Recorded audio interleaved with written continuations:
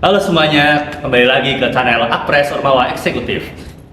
Aku Galeran Azigra sebagai tutor CT.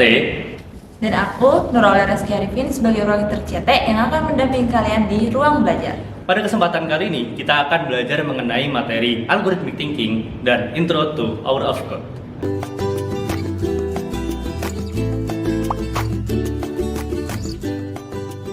Baik, pada kali ini kita akan membahas mengenai materi Algorithmic Thinking dan Intro to Out of Code. Nah, jadi dalam algorithmic thinking atau berpikir secara algoritmik itu kita memiliki ada beberapa hal yang harus kita ketahui. Yang pertama itu ada algoritma optimasi. Nah, algoritma optimasi itu sesuai yang bisa kalian perhatikan di sini didefinisikan sebagai algoritma untuk menemukan nilai X yang menghasilkan nilai Fx atau nilai Y yang bernilai sekecil atau sebesar mungkin untuk suatu nilai Fx yang diberikan. Nah, intinya optimisasi itu biasanya digunakan apabila kita diberikan suatu persoalan dan kita disuruh mencari nilai terbesar atau nilai terkecil dari permasalahan tersebut. Itu biasanya di soal dalam algoritma optimasi. Nah, di sini bisa lihat setiap langkah itu menghasilkan pilihan optimum lokal dan akumulasi lokal optimum itu menghasilkan optimum global atau global optimum. Nah, algoritma optimasi sendiri itu memiliki prinsip. Nah, prinsipnya adalah mengambil pilihan terbaik yang dapat diperoleh tanpa memperhatikan konsekuensi ke depan. Jadi kayak yang ada kita ambil gitu, take what you can get now gitu. Lalu prinsip lainnya adalah optimum lokal itu pasti akan menghasilkan optimum global. Nah, eee, optimasi sendiri itu, konsep dari optimasi sendiri itu pencarian himpunan suatu solusi atau mencari solusi dari himpunan kandidat atau himpunan yang diketahui. Sehingga solusi yang kita inginkan itu memenuhi kriteria-kriteria yang ditentukan dari persoalan yang ditanyakan gitu. Jadi solusinya itu memenuhi, dari soal yang ditanyakan dan juga solusinya itu dioptimisasi oleh fungsi objektif. Nah, ini mungkin kalau dari yang aku jelaskan itu mungkin akan, agak pusing jika dijelaskan dengan kata-kata dan, lebih baik nanti kita dijelaskan menggunakan contoh soal sendiri. Nah, di sini, ada contoh-contoh soal buat algoritma optimasi. Nah, eee, algoritma optimasi sendiri itu digunakan biasanya ada tiga jenis soal buat algoritma optimasi. Yang pertama adalah masalah penukaran uang, yang kedua adalah minimasi waktu di dalam sistem atau penjadwalan, dan yang ketiga ada integer knapsack yang juga kita udah bahas di episode sebelumnya, secara singkat. Nah, integer knapsack sendiri itu dibagi menjadi 3. Yang pertama optimasi by profit atau keuntungan terbesar, yang kedua optimasi by weight atau ke berat teringan, dan juga optimasi by density atau density terbesar. Nah, kalau profit itu sesuai namanya dari keuntungan terbesar.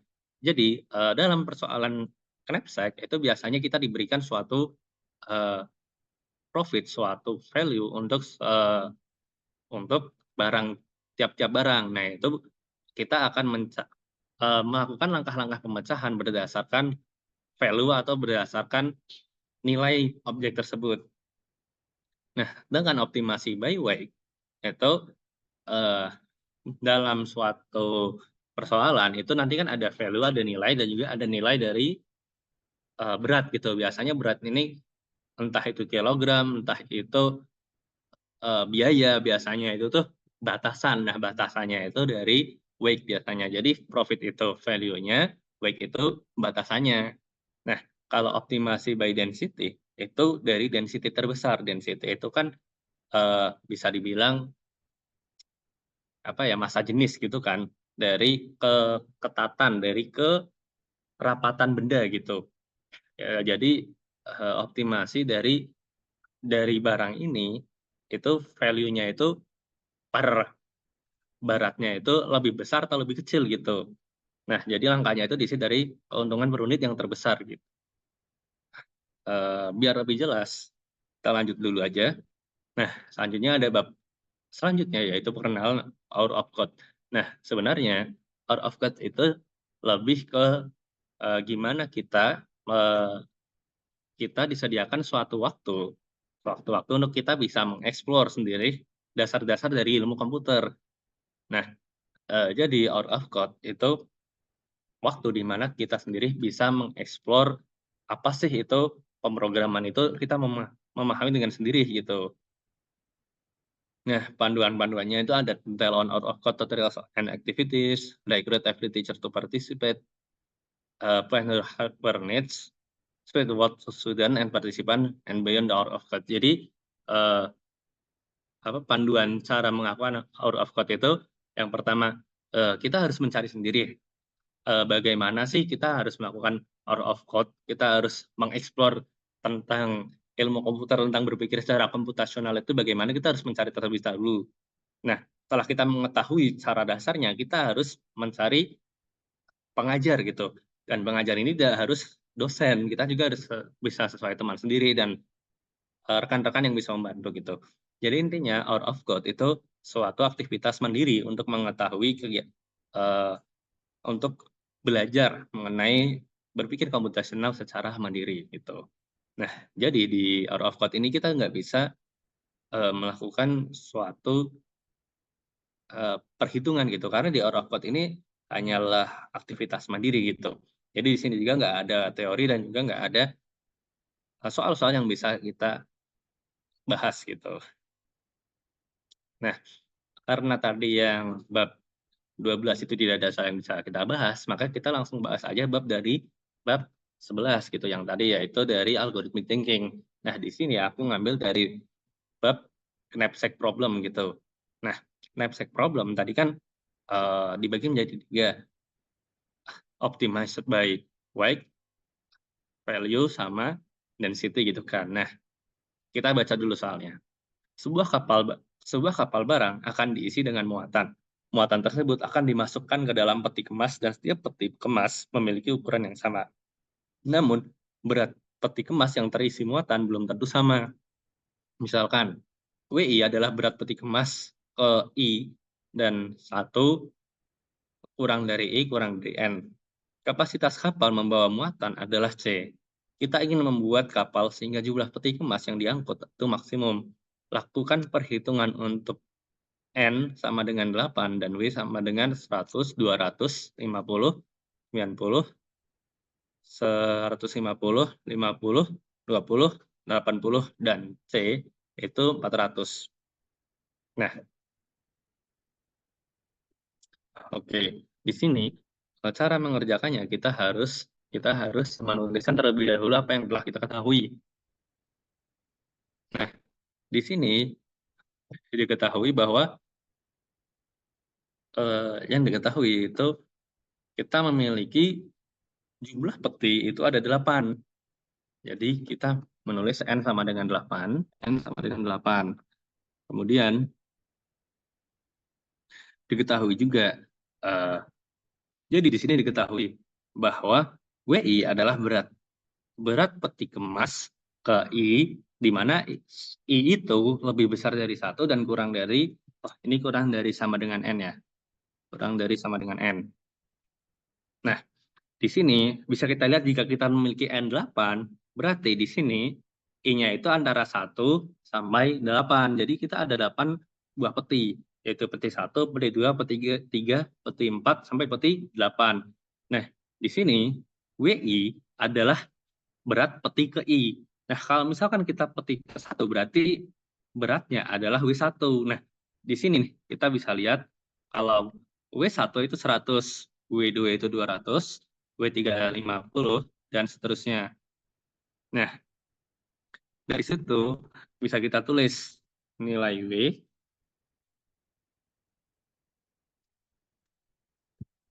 W-nya itu sama dengan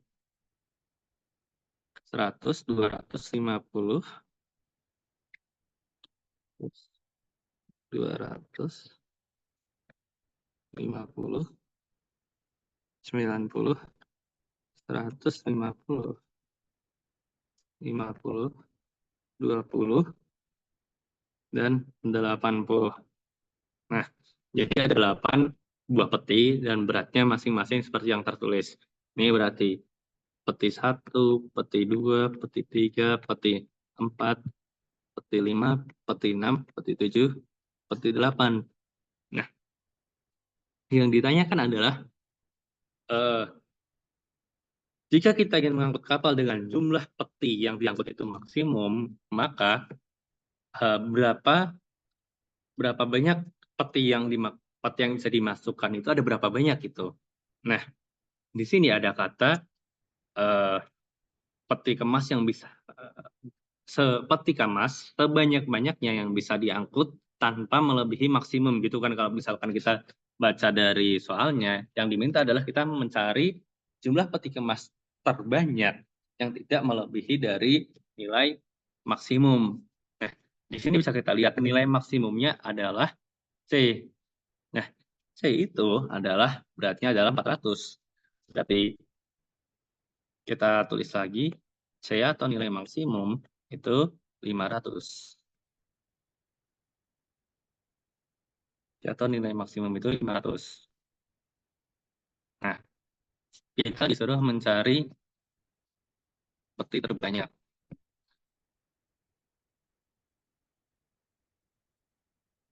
Nah, peti terbanyak. Kita carinya, nah, di sini kita mencari peti terbanyak. Nah, apabila kita mencari peti terbanyak, berarti peti terbanyak dengan tidak melebihi nilai C, ini maaf, ini 400. Dengan tidak melebihi nilai C, tidak melebihi 400, berarti kita akan menggunakan uh, optimasi by weight, by berat gitu kan. Nah, kita dari beratnya kita harus mencari nilai terbanyak. Berarti apabila kita ingin mencari yang banyak gitu kan, kita harus ngambilnya dari barang yang sedikit-sedikit gitu. Nah, berarti kita akan mengambil barang yang dari berat yang paling ringan. Nah, dari berat yang paling ringan itu ada 20, kemudian disusul dengan 50, disusul dengan 50, kemudian 50, 80, 90. Nah, dilihat dulu. Nah, jadi 20 dan 50 itu akan menjadi 20 dan 50 itu akan menjadi 70. Dan 70 tambah 50, 120. 120 tambah 80, 180. 200 tambah 90, 290.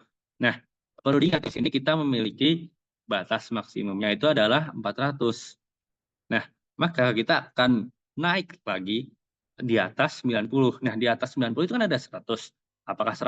Apakah apabila ini itu ditambahkan dari semua penjumlahan dari sini, itu jika ditambahkan 100, apakah melebihi dari 400? Nah, karena tadi itu di sini jumlahnya adalah 290 dan ditambah 100 itu tidak melebihi 400, maka di sini kita bisa tambahkan juga 100. Nah, dari situ kita bisa simpulkan bahwasanya untuk mendapatkan peti emas terbanyak itu kita yang tidak melebihi kapasitas itu kita ada 1, 2, 3, 4, 5, 6. Ada 6 buah peti kemas, yaitu peti 20, 50, 50, 80, 90, dan 100. Nah, di sini kita hanya memiliki kapasitasnya 390, tapi kita memiliki kapasitas yang paling banyak gitu. Kita memiliki kapasitas peti yang paling banyak yaitu sejumlah 6 buah peti. Nah, tapi eh, kita kan tidak melebihi 400 kan, dan ini tidak apa-apa. Dan kita memang tidak harus pas 400 gitu. Terkadang kalau kita mencoba untuk menyocokkan berat maksimum yaitu 400, kita tidak bisa menemukan berat yang peti kemas yang terbanyak.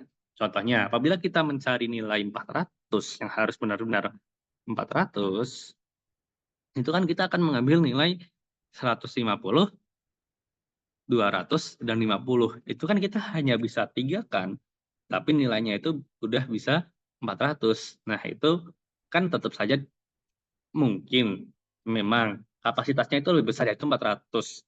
Tapi yang dicari itu bukanlah nilai terbesar dari kapasitasnya, tapi jumlah peti kemas terbesar gitu. Jadi jawaban dari soal ini adalah 6.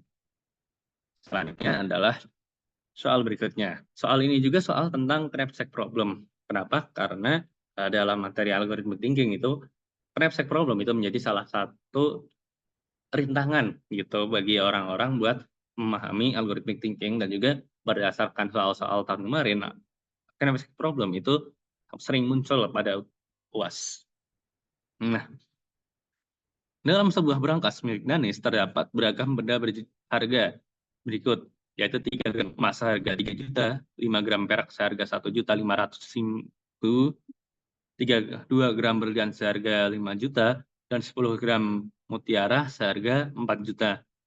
Jika setiap benda dapat dipotong secara presisi dan kemudian dapat diambil sebagian, maka berapakah nilai maksimal benda berharga yang dapat dimasukkan Denis kepada sebuah kantong yang dapat berisi maksimal 7 gram? Di sini kita harus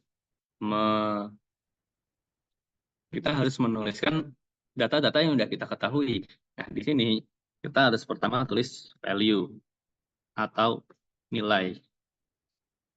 Oh, sebelumnya kita harus melihat mana yang value, mana yang weight. Nah, kalau weight itu kan batasan, kan sudah Anda biasa jelaskan. Nah, di sini kita memiliki batasan 7 gram. Batasannya itu berupa berat, bukan berupa nominal gitu. Berarti kita yang jadi batasan atau jadi weight itu yang gramnya gitu. Yang pertama kita tulis value, dan juga kita tulis weight.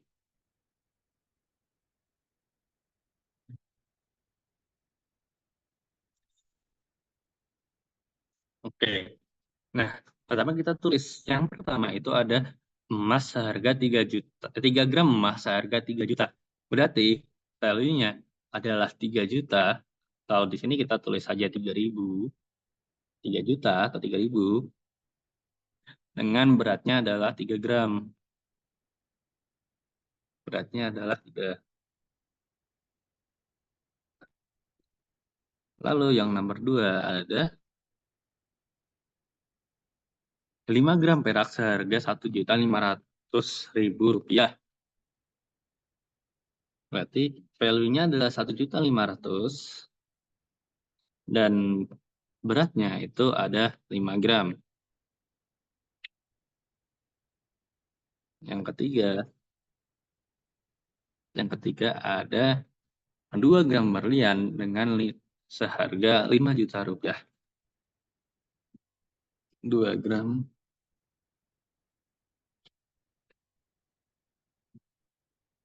5 juta rupiah. 5 juta rupiah dan 10 gram mutiara seharga 4 juta rupiah. 4 juta rupiah.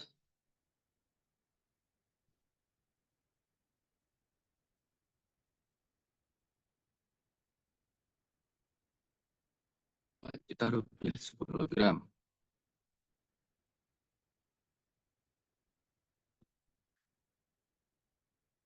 Oke, di sini pertanyaan adalah, jika setiap benda dapat dipotong secara presisi dan kemudian dapat diambil sebagian, maka berapakah nilai maksimal benda berharga yang dapat dimasukkan dan kepada sebuah kantong yang dapat berisi maksimal 7 gram. Nah, di sini maksudnya jika benda bisa dipotong secara presisi itu, misalkan nih, ini kan ada 3 gram emas. Nah, aku cuma pengen ngambil 1 gram emas doang itu bisa. Itu yang dimaksud dengan dipotong secara presisi kemudian diambil sebagian gitu. Jadi ini ada emas 3 gram dan aku tiga nggak harus ngambil 3 gram doang gitu. Aku bisa ngambil 1 gram emas dan juga 5 gram perak gitu. Jadi aku nggak harus ngambil semuanya. Nah, dari logika yang aku jelaskan gitu, kita bisa simpulkan bahwasanya ini tuh yang dicari itu adalah nilai per berat gitu. Jadi value per berat gitu. Jadi kan kita bisa ngambil cuma 1 gram nih. Nah, 1 gram ini tuh nilainya berapa gitu kan? Kalau 3 gram nilainya 3 juta. Nah, berarti kalau 1 gram itu nilainya berapa? Nah, itu yang dimaksud dengan optimasi dengan density atau nilai dibagi berat gitu. Nah, di sini kita harus isi nilai bagi berat. Kita akan isi tabel value dibagi berat dibagi weight. Nah, value-nya di sini yang pertama itu value-nya adalah 3 juta, atau di sini aku tulis 3.000 dibagi 3. Berarti value per weight-nya itu 1.000. Nah, terus yang kedua itu 1.500 dibagi 5, yaitu jadinya 300. Kemudian 5.000 dibagi 2, jadinya 2.500. Kemudian 4.000 dibagi 10, yaitu 400. Nah, di sini kita memiliki batasan, yaitu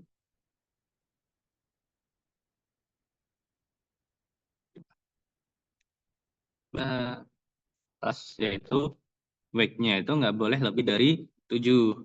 Nah, gimana kita nyari nilai terbesar yang tidak melebihi dari 7 gitu. Nah, berarti kita lihat dari density-nya atau value per weight-nya.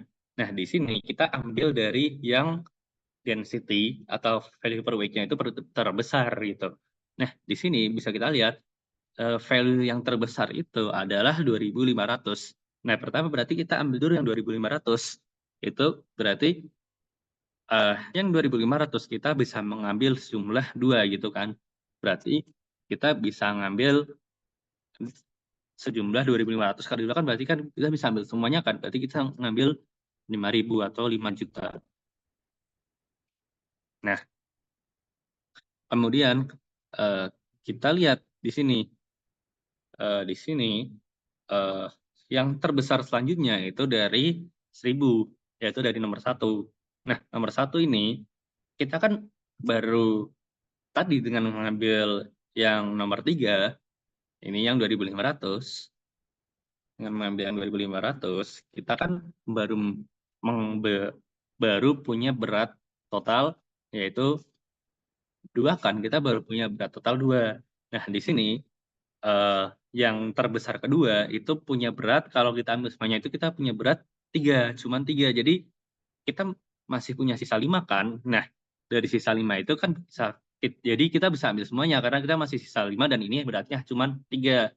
Nah, kalau kita ambil semuanya, jadinya nanti value-nya ketambahan 3.000 dan beratnya itu ketambahan 3. Karena